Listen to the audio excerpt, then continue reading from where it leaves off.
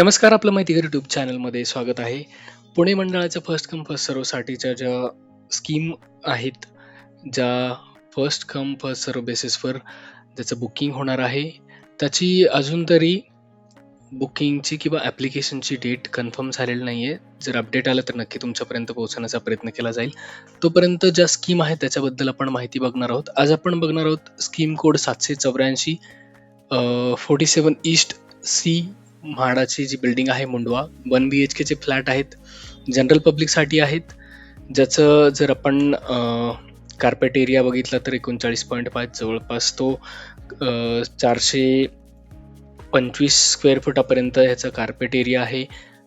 आणि जी म्हाडाने प्राइस दिलेली आहे ती 19,34,300 आणि या बुकिंगसाठी 20,000 रुपये ही अनामत रक्कम लागणार आहे. टोटल 10 फ्लॅट अवेलेबल केलेले आहेत या स्कीममध्ये 784. ह्याच्या डिटेल्स आपण बघणार आहोत. त्याचं लोकेशन जर आपण बघितलं तर मुंडवामध्ये 47 ईस्ट म्हणून हा जो प्रोजेक्ट आहे कुमार प्रॉपर्टीज जे डेव्हलप करत आहे, जो हडपसर आणि खराडी बायपासकडून रोड जाणार आहे किंवा जो मुंडवा ब्रिज आहे त्या मुंडवा ब्रिजच्या पुढे हा प्रोजेक्ट आहे. अगदी हडपसर रेल्वे स्टेशनच्या बाजूलाच हा प्रोजेक्ट आहे.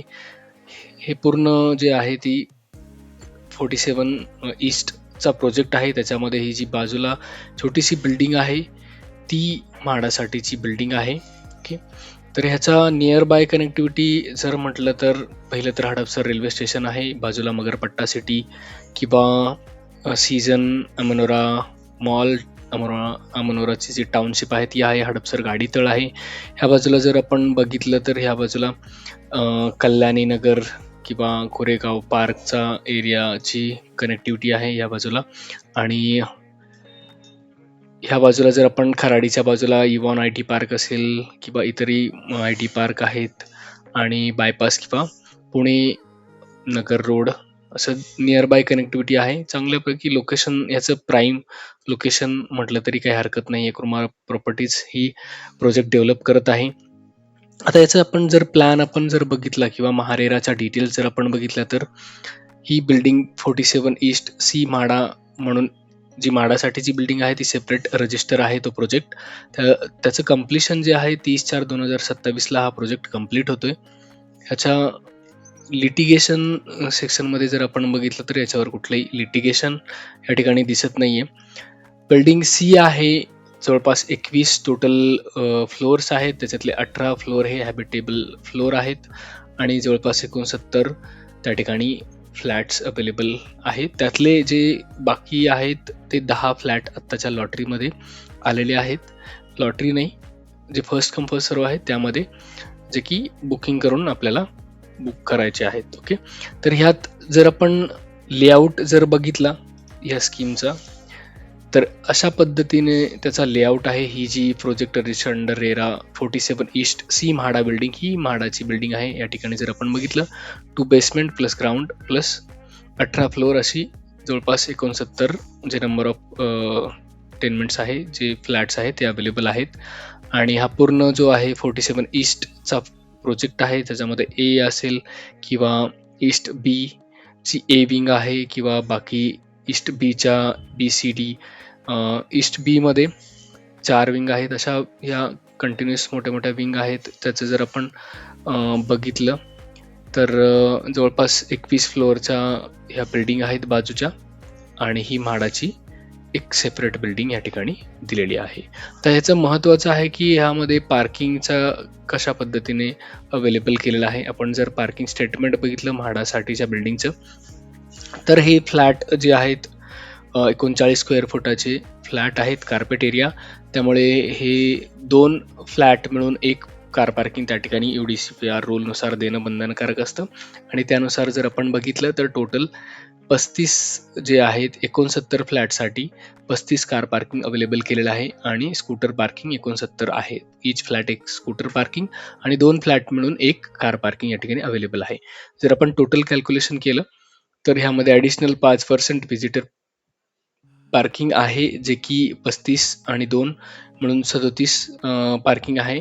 जवळपास टोटल जर आपण या ठिकाणी जे प्रोव्हाइडेड केलेलं आहे ते 39 पार्किंग प्रोव्हाइड केलेलं आहे आणि 72 स्कूटर पार्किंग या ठिकाणी 69 फ्लॅटसाठी अवेलेबल केलेलं आहे. आणि त्याचं स्टेटमेंट पण दिलेलं आहे की बेसमेंटला 1 आहे कार पार्किंग, बेसमेंट 2ला 1 आहे, बेसमेंट 1ला 2 आहेत आणि ग्राउंड फ्लोअरला 36 आहेत. असं मिळून टोटल 39 कार पार्किंग सुद्धा या ठिकाणी अवेलेबल आहे.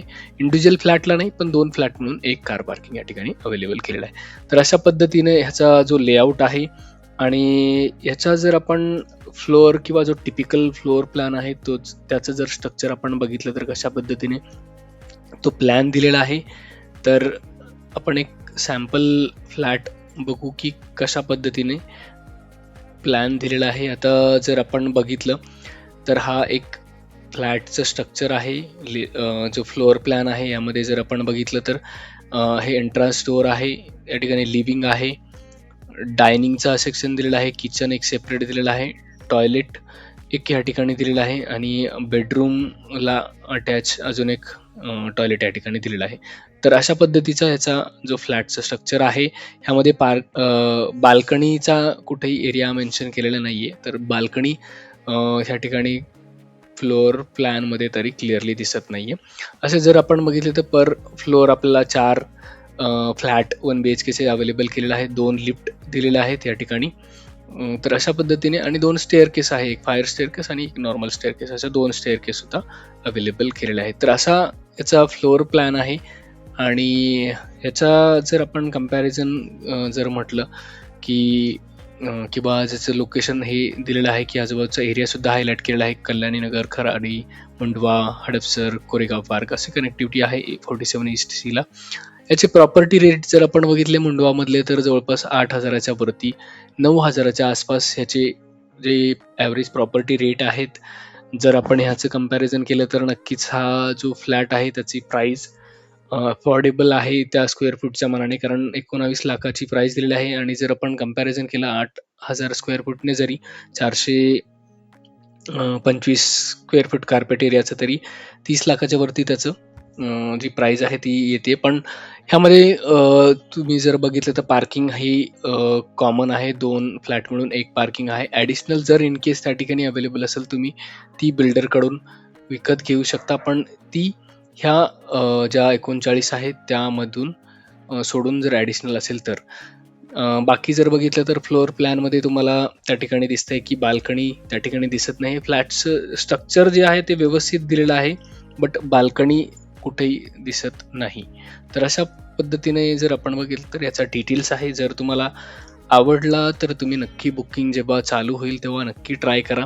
आणि जर या व्यतिरिक्त काही क्वेरी असेल तर नक्की कमेंटमध्ये मेन्शन करा. आणि अशाच रेग्युलर आणि लेटेस्ट अपडेटसाठी नक्की चॅनलला सबस्क्राईब करून ठेवायला विसरू नका. थँक्यू.